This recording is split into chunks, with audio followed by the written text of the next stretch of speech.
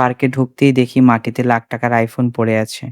তারপর যা হলো, সকাল হতেই চলে গিয়েছিলাম আমাদের সবুজে ঘেরা মাঠে। একা না, সাথে ডেকে নিয়েছিলাম ইব্রাহিমকে।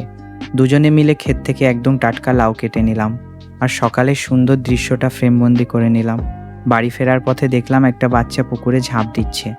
দৃশ্যটা দেখে সোজা ছোটবেলায় ফিরে গেলাম। আমরাও তো একসময় ঠিক এইভাবেই লাফাতাম। যাই হোক, বাড়ি এসে লাউটা রেখে সোজা বাজারে গেলাম মুরগির মাংস আনতে।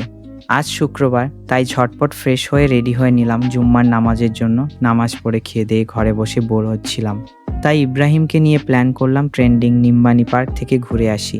নিউটাউনের রূপ আর বিশ্ববাংলা গেট দেখতে দেখতে পৌঁছে গেলাম পার্কে। আর ভেতরে ঢুকতেই ওই গেল, দেখলাম মাটিতে একটা দারুণ মোবাইল পড়ে আছে। আর তুলে দেখি, ধুর, ওটা তো শুধু একটা ব্যাক কভার। পার্কের সৌন্দর্য তাড়িয়ে তাড়িয়ে উপভোগ করে দুজনে বসে কিছুক্ষণ আড্ডা দিলাম। মনটা একদম রিফ্রেশ হয়ে গেল। তোমরাও যদি নিম্বানি পার্কের এই সিনেমেটিক সৌন্দর্য এক্সপ্লোর করতে চাও, কমেন্টে জানাও। পরের ব্লগে একদম ডিটেইলসে বলে দেবো এখানে কিভাবে আসবে। ওখান থেকে বেরিয়ে এলাম বিশ্ববাংলা স্মার্ট প্লাজায়। ফোনে চার্জ ছিল না, তাই চার্জিং স্টেশনে ফোনটা চার্জে বসালাম। তোমরা কি আগে থেকে জানতে এখানে ফ্রিতে চার্জ দেওয়া যায়? যাই হোক, বাড়ি ফেরার পথে সন্ধে হয়ে আসায় গরম গরম চপ কিনে খেতে খেতে ফিরলাম।